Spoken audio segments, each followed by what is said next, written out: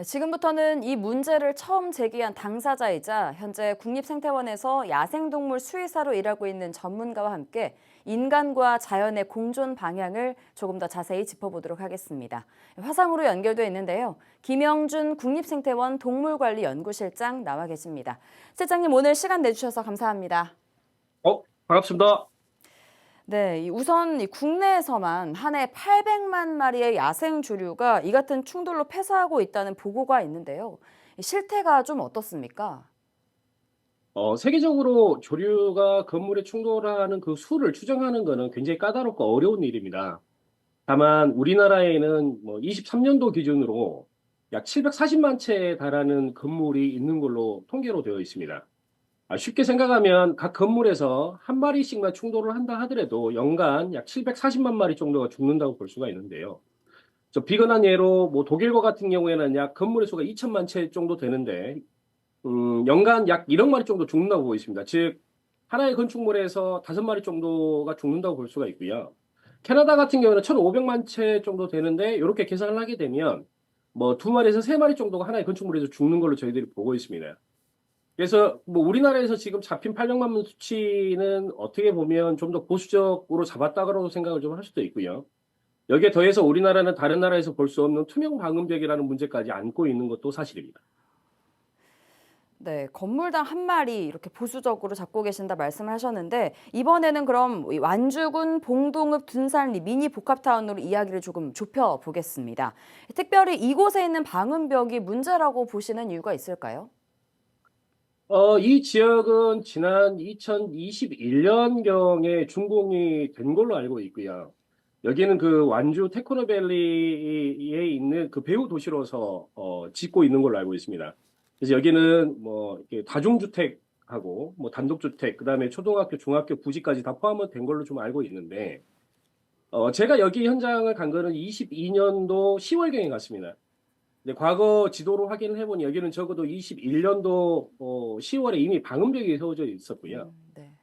지금 현재까지 죽은 새들의 숫자만 합쳐서 약 280마리 정도가 죽었고요. 여기는 멸종위기 정도 포함되어 있습니다.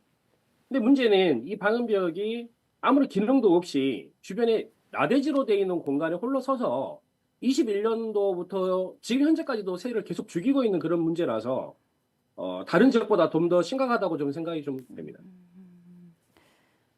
네, 이 방음벽이 좀 유명무실하다 이렇게 생각할 수 있겠습니다. 이제는 인간과 자연의 공존 방법은 없는지 좀 짚어보겠습니다. 저희가 취재를 위해서 다양한 지역의 방음벽을 조사했습니다. 대부분 독수리와 같은 맹금류 스티커가 붙어 있었는데 이건 효과가 없는 건지 또 이를 보완하기 위해서 점자형 스티커를 붙여놓은 것도 있던데 이 차이를 좀 설명해 주실 수 있을까요? 저도 약 15년 전까지만 하더라도 이런 맹금류 스티커가 효과가 있다고 믿었습니다. 그리고 비단 이 현상은 우리나라뿐만 아니라 전 세계적으로 믿고 있는 미신 중에 하나입니다.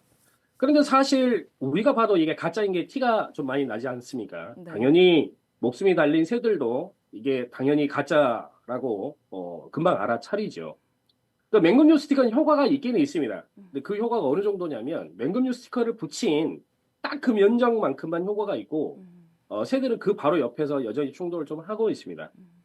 스티커는 맹금류 스티커에는 좀 불투명하고 반사가 없기 때문에 그 면적에서는 좀 효과가 나오게 되는데요.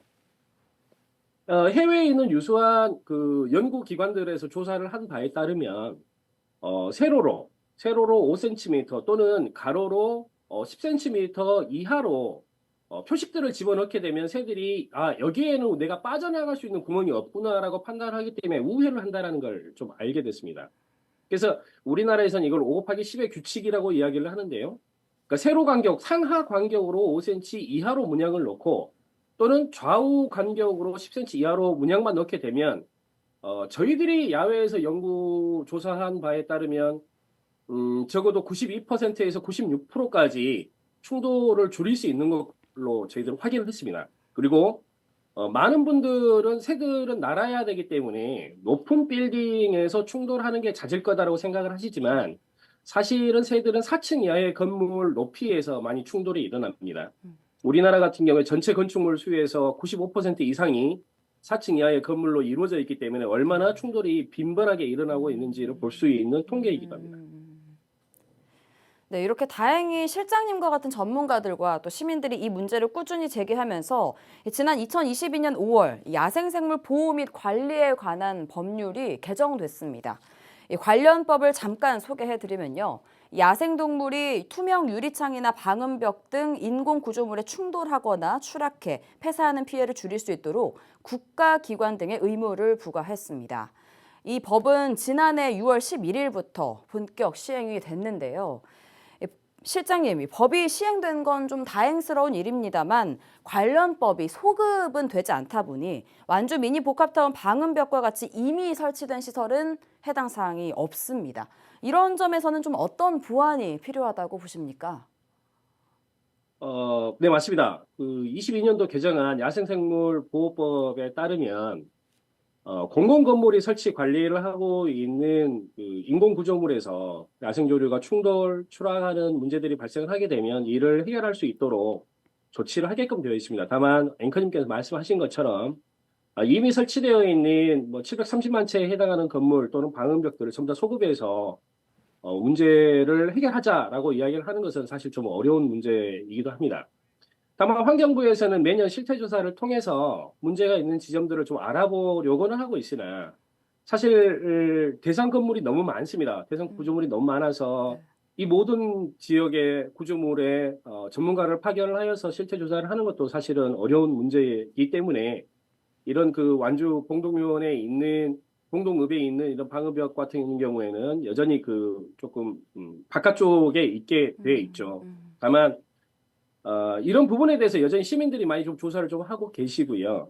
그다음에 기존에 설치되어 있는 건물 또는 인공 구조물이기 때문에 아무것도 할 수 없다라고 말을 하는 거는 실제로 조금 법적으로도 문제가 됩니다. 그 이유는 멸종위기종이 아닌 일반 야생동물의 관리 책임 주체가 지자체로 내려와 있기 때문에 완주군에서는 완주군에 서식하고 있는 보통의 야생동물을 보호를 해야 되는 의무들을 가지고 있습니다.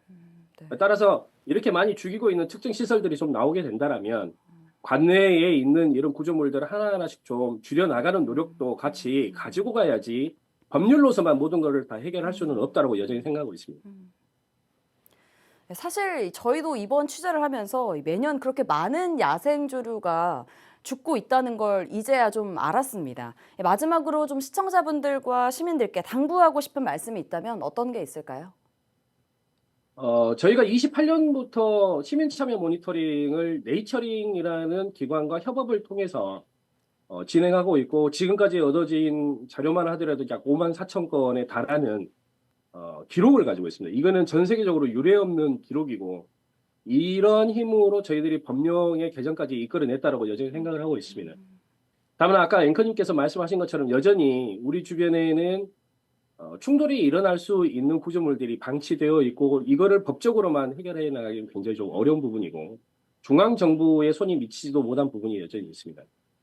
기록하지 않으면 그 경험들은 대부분 휘발돼서 사라진다라고 생각을 하고 있고요. 근거가 없게 되면 우리가 어떤 정책을 펼쳐나가는데 어려움을 겪게 돼 있습니다.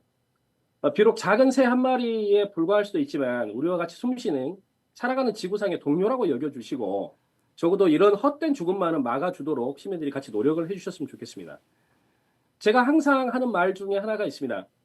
새가 토마토와 같았다면 또는 돌멩이와 같았다면 이런 비극들은 발생하지 않았을 거라고 생각을 합니다.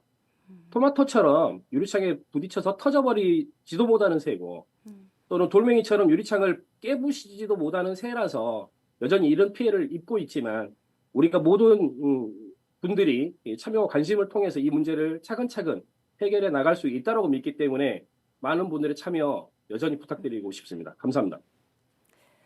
네, 앞서 리포트에서도 소개했습니다만 다행히도 완주군 의회가 이 문제의 심각성을 인식하고 집행부의 대책 마련을 요구한다고 하니까요.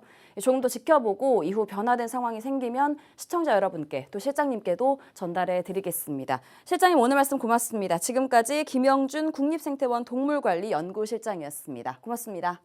고맙습니다.